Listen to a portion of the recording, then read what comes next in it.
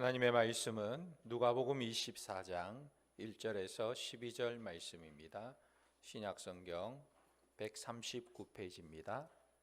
누가복음 24장 1절에서 12절 말씀입니다. 제가 읽어드립니다.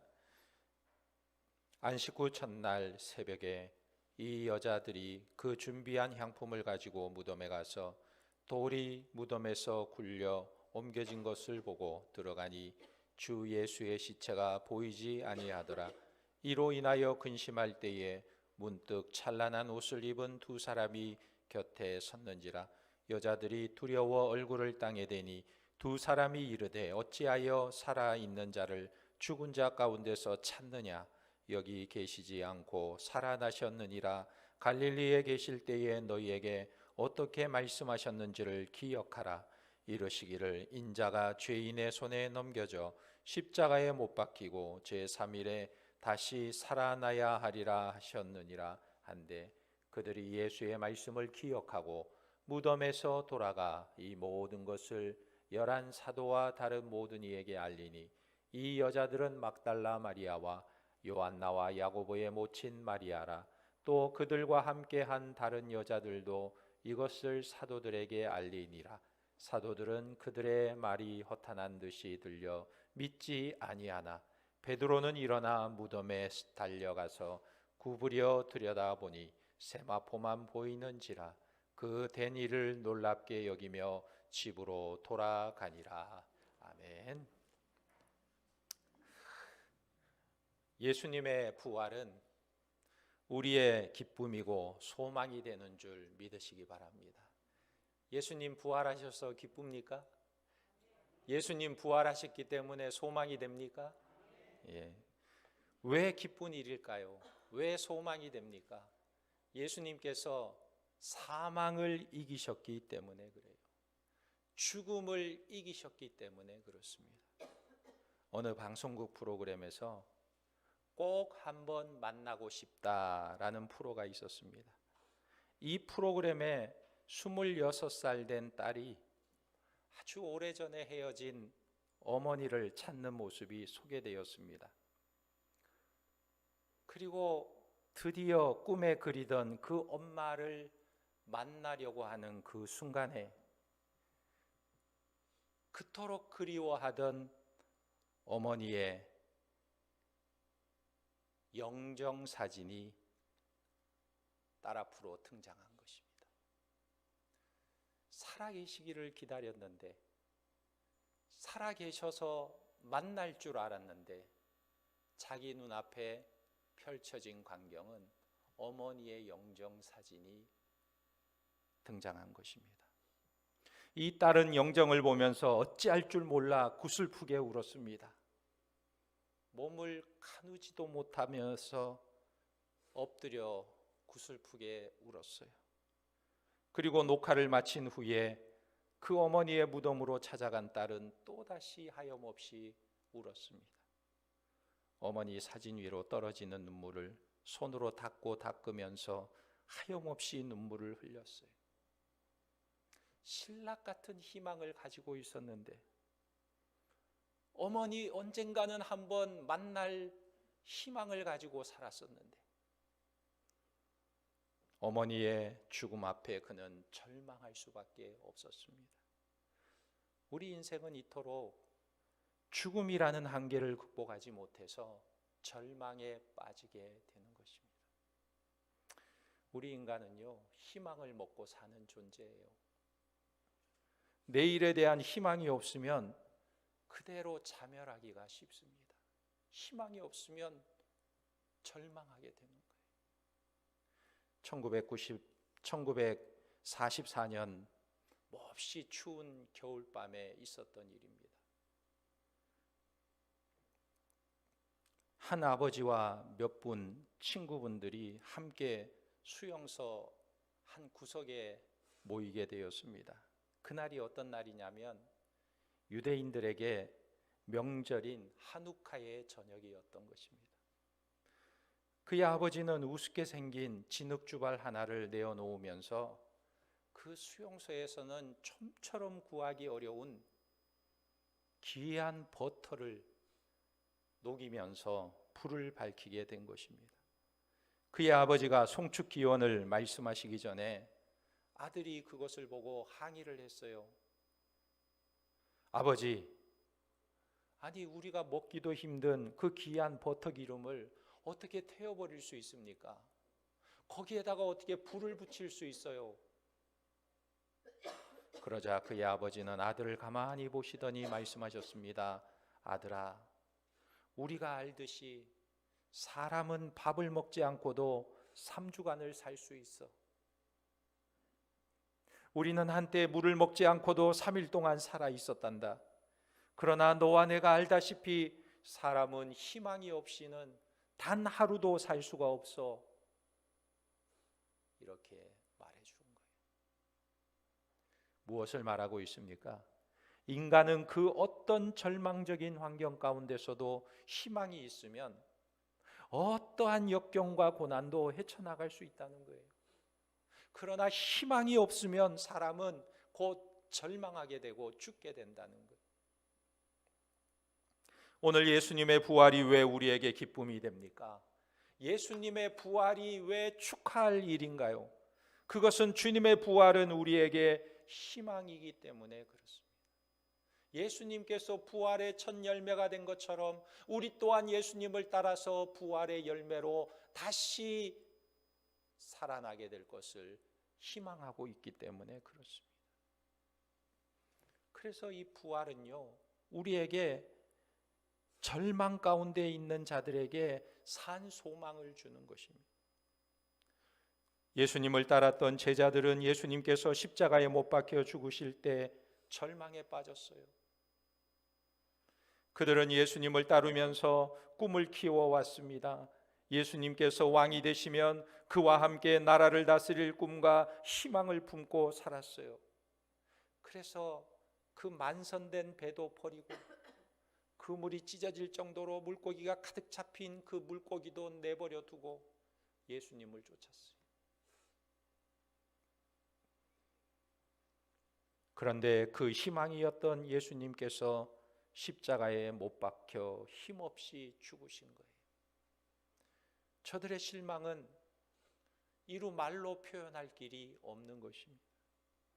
저들은 생전에 예수님을 따르면서 많은 이적과 기적을 경험했습니다. 그러나 그 모든 것이 다 허사가 되어버렸어요. 예수님께서는 내가 고난을 받고 죽은 후에 3일 만에 다시 살아나리라 제자들에게 말씀해 주셨습니다. 내가 십자가에 못 박혀 죽고 사흘 만에 다시 살아나리라, 다시 살아날 것이다 제자들에게 말씀해 주셨어요. 그런데도 저들은 그 말씀조차도 까맣게 잊어버리고 있었습니다. 저들이 주님의 말씀을 기억했다면 모든 제자들이 다 예수님이 십자가에 못 박히시고 장사된 그 무덤가에 나와서 예수님 다시 살아나실 것을 기대하면서 기다리고 있었을 거예요. 3일 밤 3일 낮 그 무덤가에서 기다리고 있었을 거예요. 그런데 이 낙심한 제자들은 다 뿔뿔이 흩어져 버렸습니다. 왜 흩어졌을까요? 절망했기 때문이에요. 낙심했기 때문이에요. 다 두려워서 뿔뿔이 흩어져 버린 것입니다. 이처럼 절망이 무서운 것입니다.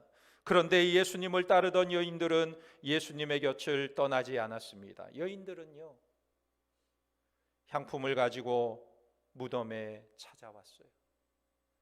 그런데 무덤이 열려 있는 것을 발견했습니다. 무덤에서 천사를 만나 예수님의 부활을 알게 되었습니다. 놀란 여인들이 사도들에게 달려와서 사도들에게 그 소식을 전합니다. 예수님께서 살아나셨어요. 예수님께서 부활하셨습니다. 이 사실을 사도들에게 전해 주었습니다. 그러나 예수님의 제자들은 믿지 않았어요. 믿지 못했어요.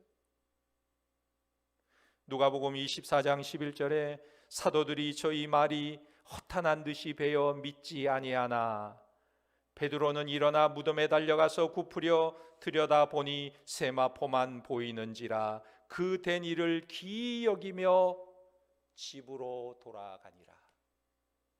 아니, 무덤이 비어 있는데, 예수님이 부활하셨는데 그 무덤을 낱낱이 살펴본 베드로가 예수님 부활하셨다 하고 소리치며 나와야 될 텐데, 이상히 여기고 기이 여기며 집으로 돌아가 버렸어요.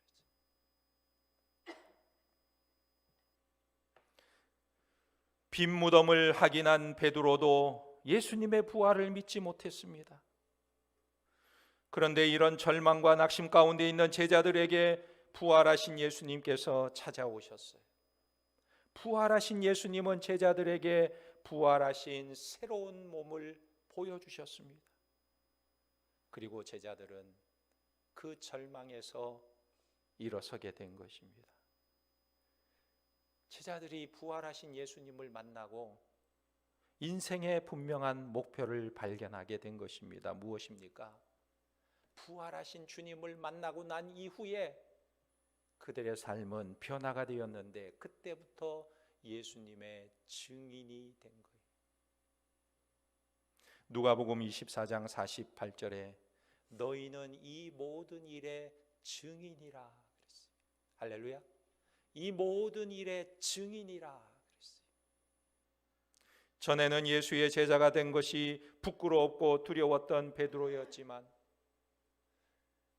너도 예수님과 함께 있던 자가 아니냐 할 때 극구 나는 아니다, 나는 그를 알지도 못한다, 저주까지 해가면서 부인했던 베드로가 예수님의 부활을 경험하고 나서 부활의 진리를 믿는 순간 이제는 두려움이 사라졌어요. 그리고 오히려 예수님을 증언하는 자가 된 것입니다. 사도행전 2장 32절에 보면 우리의 예수를 하나님이 살리신지라 우리가 다 이 일의 증인이로다. 너희가 십자가에 못 박은 예수를 하나님이 주와 그리스도가 되게 하셨느니라. 이렇게 유대인들에게 외칠 수 있었어요. 담대하게 외쳤습니다. 부활의 예수님을 만나기 이전까지의 베드로의 모습을 보면요, 정말 비겁하고 겁 많고 두렵고 허풍쟁이고 정말 말씀도 하나 기억하지 못하는 어리석은 제자같이 보였어요. 그런데 예수님의 부활을 경험한 이후에 베드로는 달라졌습니다.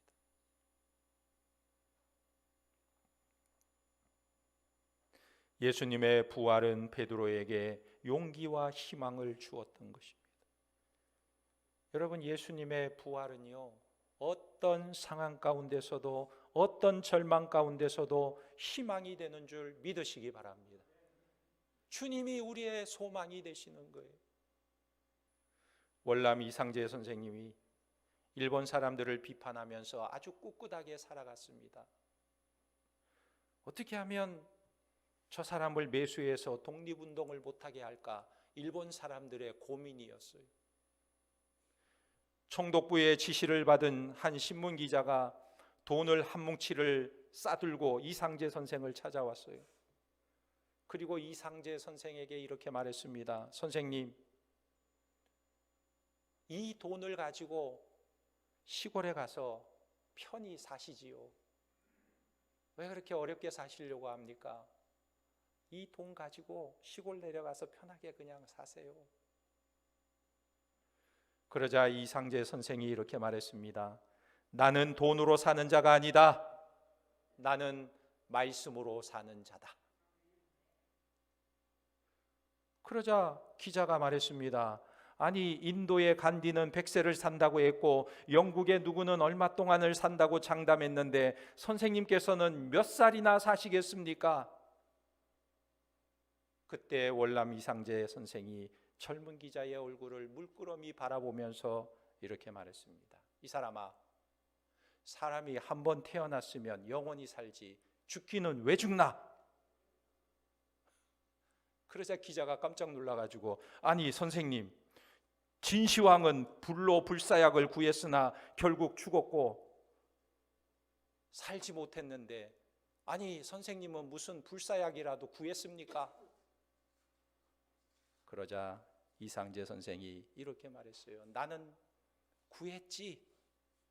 나는 그 약을 먹었지. 너희 천황이 먹지 못한 것을 나는 먹었지. 나는 영생불사약을 먹었기 때문에 죽지 않을 거야. 일본이 반드시 망하고 군국주의자들이 죽는 것을 나는 다 볼 거야. 이렇게 말하는 거예요. 그러자 기자가 물었습니다. 그게 도대체 무엇입니까? 그 영생불사약이 무엇입니까? 그러자 이상재 선생이 자기 옆에 있던 성경책을 보여주면서 바로 이 약이지. 구약, 신약. 이 약을 내가 먹었지. 이것은 예수님의 말씀이야. 예수님의 말씀이란다. 나는 이 말씀으로 사는 사람이야. 이 말씀을 내가 먹고 살지. 그러니까 영생 불사하는 사람이지. 이렇게 대답했다고 합니다. 여러분, 예수님의 부활은 우리에게 소망이 될 뿐 아니라 희망이 되고 어떤 역경 가운데서도 세상을 두려워하지 아니하고 하나님 나라를 바라보게 하는 거예요.